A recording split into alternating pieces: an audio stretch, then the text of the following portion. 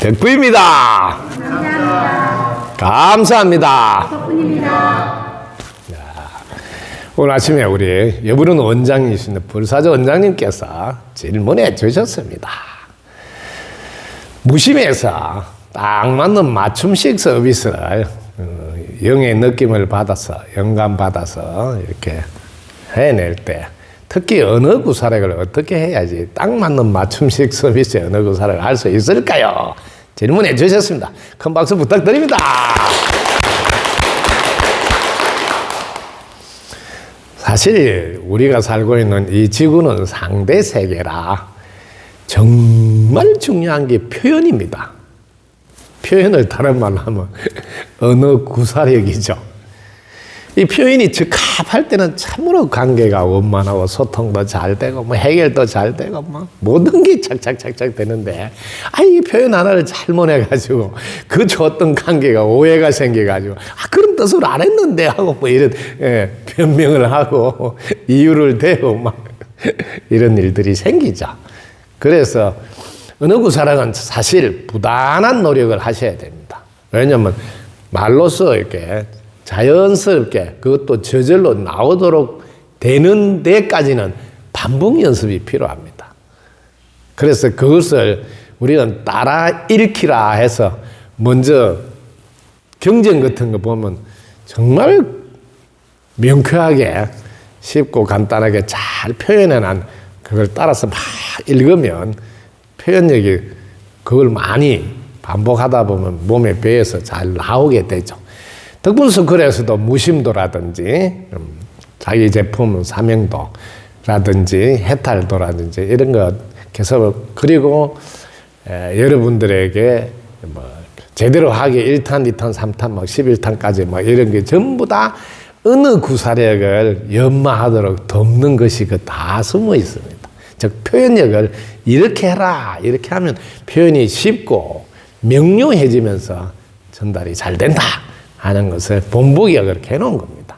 그래서 지금 우리 덕분 서클에 나와 있는 걸 부지런히 반복해서 그냥 저절로 이렇게 나오도록 여러분이 하시면 언어 구사력이 많이 이렇게 올라갈 수 있습니다.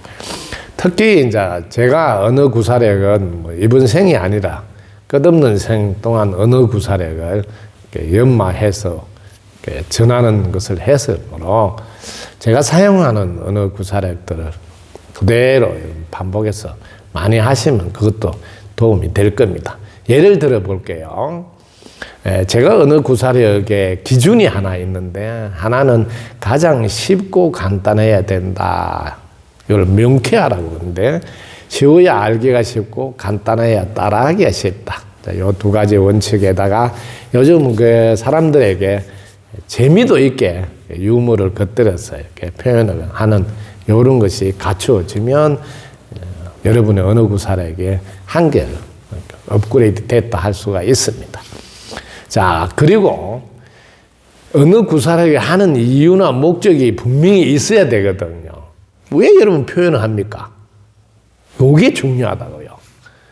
왜냐하면 이 지구에서는 표현한 대로 이루어진다고요. 사실대로 이루어지는 게 아니고 예를 들어서 여러분들이 표현이 얼마나 중요하냐면 우리가 자동차를 운전하다 보면 가다가 살짝 이렇게 탁 긁힐 수도 있잖아요. 그럴 때 사실은 뭐요? 자동차가 살짝 긁힌 거잖아요. 이건 사실. 근데 표현은 그래도 살짝 긁혀서 다행이네 하고 그걸 긍정으로 단감접을 딱 붙여야 된다고요. 이건 매우 중요하다고. 그럼 긍정으로 해놨으니까 순간적으로 내 기분이 편안해지면서 안정이 되죠. 그러면 차에 내려서 상대방 그 차주, 운전수를 만났을 때 내 감정이 아닌 이성에서 먼저 죄송합니다든지 이렇게 표현이 아주 부드럽고 따뜻하게 그리고 진정으로 이렇게 느낌이 전달되는 표현이 나온다고요. 근데 순간적으로 아침부터 오늘 재수 없이 차를 받고 이러면 감정이 딱 하면 이부터 표정이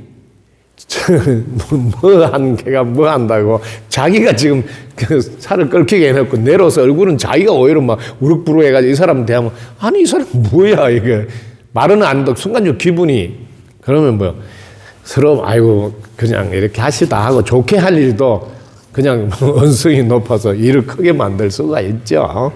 이런 겁니다. 항상 여러분들 이 지구는 사실보다 표현이 훨씬 더 중요하다. 왜냐하면 표현한 대로 이루어지기 때문입니다. 그래서 얼른 여러분들이 깨어서 알아차려서 단감 접붙이는 것을 자꾸 연습하셔야 된다. 예를 들면 상대방하고 대화하거나 가족과라도 대화할 때 누가 부정적으로 표현하면 얼른 거기에다가 살짝 단감 접을 붙여서 분위기를 이렇게 긍정으로 돌려놓는 거, 이런 것부터 표현 연습을 하시면 그게 나중에 언어 구사력으로 가는데 미끄럼이 됩니다.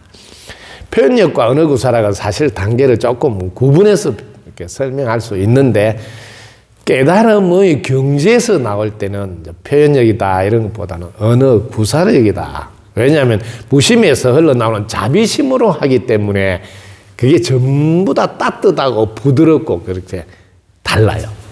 느낌 자체가. 그래서 영에서 내려준 가르침이라서 언어 구사력이라는 표현을 쓰시고, 혼이 이제 다듬어서 이렇게 전달을 좋게 하기 위해서는 표현력이라 이렇게 구분해서 이름을 붙여 쓰기도 합니다. 자, 여러분이 모델을 보고 따라하는 것부터 연습하는 게 중요합니다. 처음에는 보고 해야 될 게 있어야 되니까요. 그러나 사실 여러분이 내가 오로지 영의 가르침을 전하겠다 하는 것을 아주 굳건하게 원을 세우면 다른 혼의 말로서 이렇게 자기가 끼어들지 않게 하는 장치가 됩니다. 어떤 경우는 나는 혼의 이야기를 하지 않고 그때는 나는 침묵하겠다.